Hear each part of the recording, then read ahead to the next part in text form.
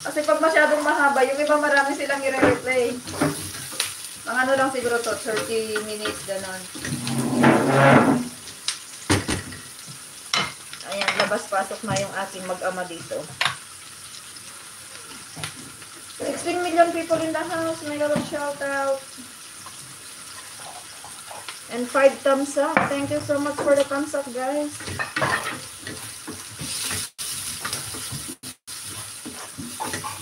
Nandito si husband sa kitchen. Gutom na rin siguro kasi kung minsan maaga siya kumakain. Ayan.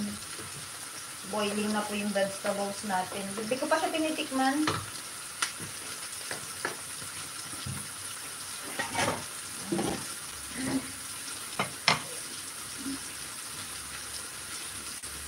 Ingat, ingat sis Lo. Ingat, ingat. No, porque hace mucho ruido.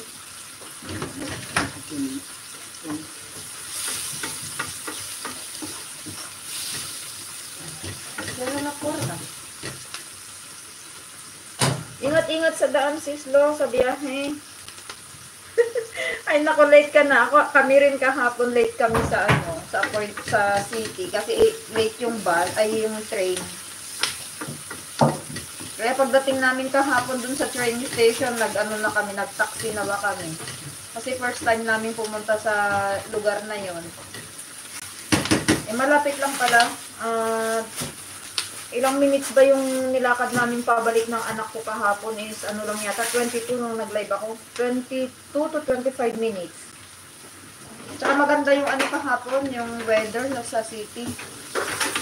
Nasa 16 degrees sila doon. Mas mainit doon kaysa dito sa amin.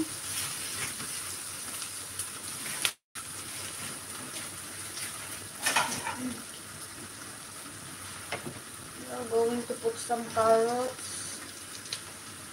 And then some red and green bell pepper para sa soya meat natin, guys.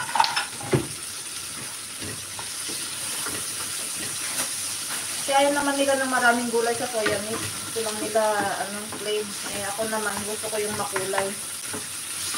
Makulay ang buhay. Ayan guys, boiling na po yung ano natin, vegetables. Ayan, hinaan natin ng apoy para hindi masyadong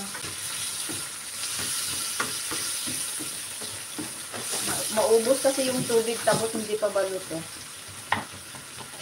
And guys, yung yung green and red bell pepper na nilagay ko, yan yung hiniwa ko last Friday ba, nung nag-LS ako ng hapon.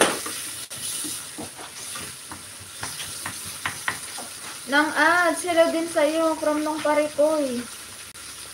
Parikoy Lori, hello, from nung Parikoy. Wala, late na. Nung Parikoy, dalhin mo pupunta yata sa city si Sis Lori. I-drive mo siya. Salamat sa tamsak ng Parikoy. 12 visitors in the house. Mega love shout out.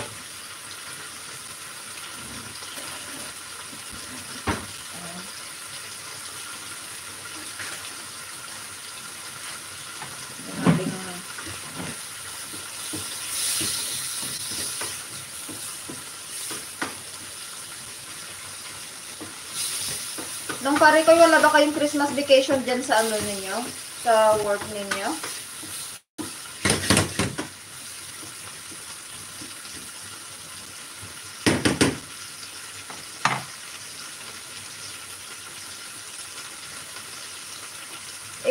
Eighteen visitors in the house. May love shout out.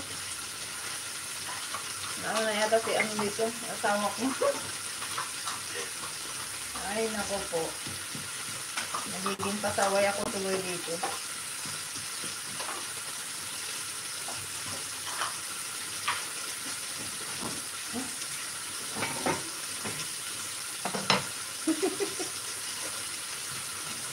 Dati-dati nga nung pare ko, sabi niya, dati-dati pag nagluluto ka, hindi ka nagbibideo. Ngayon, pag video-video ka na habang nagluluto, sabi niya sa akin.